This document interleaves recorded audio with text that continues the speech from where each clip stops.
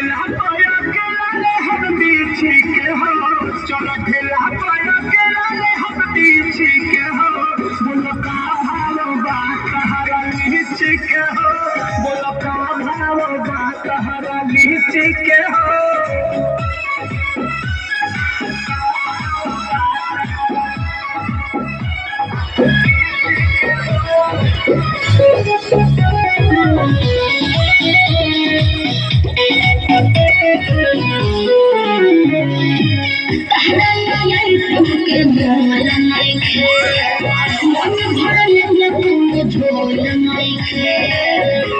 अच्छा, अब तुम्हारे